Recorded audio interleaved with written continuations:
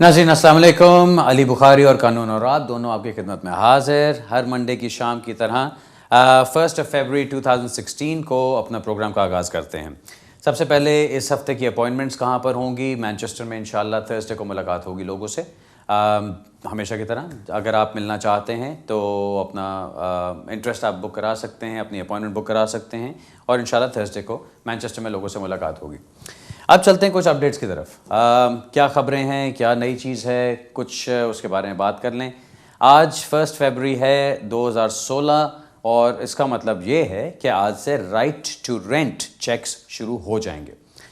Right to rent का मतलब क्या है, ये हम पहले भी डिस्कस कर चुके हैं। मैं पहले बता चुका हूँ कि इमिग्रेशन एक्ट 2014 के अंदर इस चीज़ को इंट्रोड्यूस किया गया था कि अगर आपने प्राइवेटली प्रॉपर्टी रेंट करनी है तो आपके लैंडलॉर्ड ने आपका इमिग्रेशन स्टेटस पूछना है।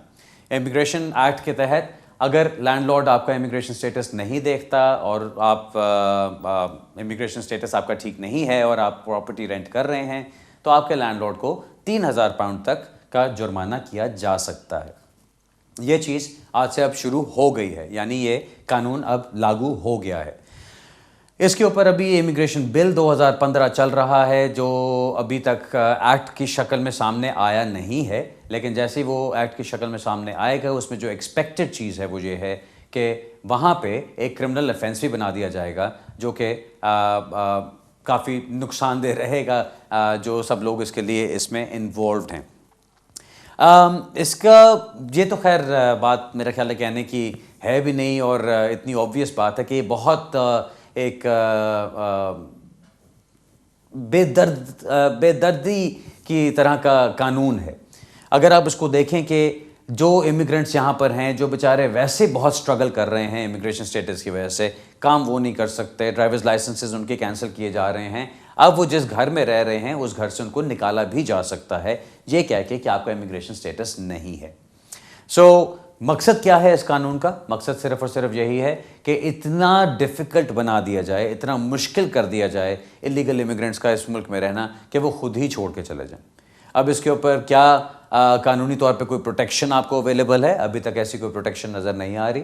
अगर आप प्रूव नहीं कर सकते कि आपके पास यूके में इमिग्रेशन स्टेटस है तो आपका लैंडलॉर्ड आपको घर से निकाल सकता है, अदरवाइज़ उसको 3,000 पाउंड का फ़ाइन किया जा सकता है। अब होम ऑफिस तो कहता है कि जी बड़ा आसान है, कोई मुश्किल नहीं है, लैंडलॉर्ड्स के लिए आराम से आपका एक इमिग्रेशन स्टेटस डॉक्यूमेंट चेक कर सकते हैं और कोई मसला नहीं। लेकिन अगर आप इसमें गहराई में जाके देखें कि इसमें क्या क्या प्रॉब्लम्स आ सकती हैं तो उन लोगों का सोचिए जिनकी एप्लीकेशंस की जा चुकी हैं, सेक्शन 3C की लीव उनको लेके चल रही है और लीगल स्टेटस उनका बहाल रख रही है। लेकिन अगर आपका सिर्फ पासपोर्ट देखा जाता है या आपका वो कार्ड देखा जाता है जिस पर आपका इमिग्रेशन स्टेटस है जो कि लैंडलॉर्ड देखना चाहेगा तो उसके ऊपर तो आपकी 3C की कोई जिक्र नहीं होता। अगर ऐसी चीज़ है तो फिर आप कैसे प्रूव करेंगे? फिर आप लैंडलॉर्ड को जाके कहते हैं कि नहीं जी मेरा ये लेटर देख लें, मेरे वकील का लेटर देखें, मेरी एप्लीकेशन देखें, ये करें वो। सो ये हर तरह की प्रॉब्लम सामने आ सकती हैं। जो लोग इससे अफेक्ट होंगे मैं दुआ ही कर सकता हूँ कि उनको कोई बहुत ज़्यादा प्रॉब्लम्स इसके ऊपर ना हों। लेकिन जो चीज़ इसमें नज़र आ रही है वो यही है कि क्योंकि ये कानून बना दिया गया है, जो लैंडलॉर्ड्स होंगे वो अब फिक्र करेंगे इस चीज़ की कि वो इस कानून के तहत कहीं उनके ऊपर कोई फ़ाइन तो नहीं लग सकता, तो जाहिर है वो अपने टेनेंट्स को तंग कर सकते हैं उसके ऊपर। ये एक ऐसी चीज़ है जो थोड़ी सी परेशान कुन है और काफ़ी लोगों को अफेक्ट भी करेगी। अब देखें इसके ऊपर क्या आता है, क्या इसको चैलेंज किया जाता है, क्या कहीं इस कानून को गैर कानूनी करार दिया जाता है कि नहीं। अभी जैसे जैसे हालात बढ़ेंगे, आगे बातें बनेंगी और वक्त गुजरेगा तो देखेंगे कि इसके अंदर क्या होता है। ये तो एक चीज़ थी, एक अपडेट था। दूसरा, मुझे कुछ लोगों के सवाल आते रहे हैं, लोग पूछते रहे हैं फ़ोन करके कि जी अब क्या English language requirement family members के लिए A1 से बढ़ा के A2 कर दी गई है? A2 की रिक्वायरमेंट कर दी गई है लेकिन एक्सटेंशंस के लिए। उसका मकसद क्या है कि जब आप इनिशियली आते हैं यूके में एज अ फैमिली मेम्बर या आप इनिशियली अपना अप्लाई करते हैं स्पाउस वीज़ा के लिए या डिपेंडेंट रिलेटिव्स के लिए तो उसमें आपको A1 इंग्लिश लैंग्वेज रिक्वायरमेंट पूरी करनी है जो कि सबसे बेसिक रिक्वायरमेंट होती है। कहा यह जा रहा है कि अब ये अक्टूबर से इस कानून को लागू किया जाएगा, अक्टूबर 2016 से, उससे पहले नहीं। अक्टूबर 2016 के बाद जिन लोगों ने एक्सटेंशंस के लिए अप्लाई करना है, यानी फॉर एग्जांपल आपको स्पाउस वीज़ा मिला हुआ है, आपने इनिशियली A1 लैंग्वेज टेस्ट किया उसके लिए, अब आपकी एक्सटेंशन ड्यू होगी अक्टूबर 2016 के बाद। अगर उस एक्सटेंशन के वक्त आपने अप्लाई करना है और आप स्टेटस आगे लेना चाहते हैं तो आपको A1 की बजाय A2 टेस्ट करना पड़ेगा, क्योंकि जो इसके पीछे जो मकसद गवर्नमेंट का है वो ये है कि जो लोग यहाँ पर आते हैं वो इंग्लिश सीखें, अपने आप को ज़्यादा अडेप्ट करें यहाँ के मुताबिक। और अगर वो शुरू में A1 को सेटिस्फाई करके इस मुल्क में स्टेटस लेने के काबिल हुए हैं, तो जब तक उनके 2.5 साल गुजरते हैं तो उनकी इंग्लिश इम्प्रूव होनी चाहिए ताकि अब वो A2 लैंग्वेज टेस्ट कर सकें। सो अब वो आपको एक्सटेंशंस के लिए A2 लैंग्वेज टेस्ट करना पड़ेगा। इनिशियल एप्लीकेशंस A1 पे ही चलेंगी, लेकिन जो एक्सटेंशंस की जाएंगी अक्टूबर 2016 के बाद वो सारी की सारी आपको A2 के साथ एक्सटेंशंस करनी होंगी। ये तो दो चीज़ें ऐसी थी कि जो मैं आज जिक्र करना चाहता था और इनके बारे में बात करना चाहता था। बाकी तो जैसे जैसे अपडेट्स आते रहते हैं, कोई नई चीज़ें आती रहती हैं, मैं आपके साथ हमेशा की तरह शेयर करता रहूँगा। अब मेरा ख्याल अपनी फ़ोन कॉल्स की तरफ चलते हैं। पहले फ़ोन कॉल लेते हैं जी। हेलो अस्सलाम वालेकुम अली भाई, क्या हाल है? वालेकुम अस्सलाम, खैरियत जनाब, आप सुनाइए। अली भाई ठीक था। अली भाई मैं बहुत परेशान था। एक तो कि मेरी 5 साल पहले यूरोपियन नेशन के साथ शादी हुई थी और 5 साल बाद डिवोर्स हो गई थी।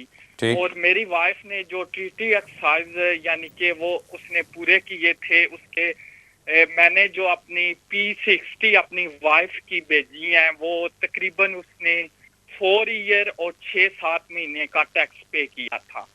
और उसके बाद मैं भी काम कर रहा था, मैंने भी 5 ईयर की P60 भेजी है और अभी भी काम कर रहा हूँ। तो मैंने ये पूछना था कि मैंने अप्लाई किया है परमानेंट रेजिडेंट के लिए, तो मेरा काम कितनी हद तक हो सकता है? और मेरा एक और रीज़न था कि जब मैं अपनी वाइफ के साथ इकट्ठे रहते थे 2 साल पहले, मैंने अपने मम का वीज़ा अप्लाई किया था पाकिस्तान से। तो उन्होंने रीज़न लगाया था कि आपकी वाइफ जो है वो 2 महीने उसने अपनी कंट्री में काम क्यों किया है। तो वो 2 महीने खाली उसने किया था, क्योंकि वो उसने मुझे बता के नहीं किया, वो हॉलीडे पे जाती थी तो उसने 2 महीने टोटली उधर काम किया था। तो वो उन्होंने रीजन लगाया, तो ये रीजन मुझे अफेक्ट तो नहीं कर सकता इस चीज पे। ये मैं टीवी में सुनना चाहूँ कि मैं ये काम वालों ने निकाल दिया है, क्योंकि वो कहती हैं कि तुम अपना एक्नॉलेजमेंट लेटर ले आओ। अभी 6 वीक हुई है, मुझे लेटर भी नहीं मिला, तो मैं बहुत परेशान हूँ इस मसले से। ओके, चले मैं बताता हूँ।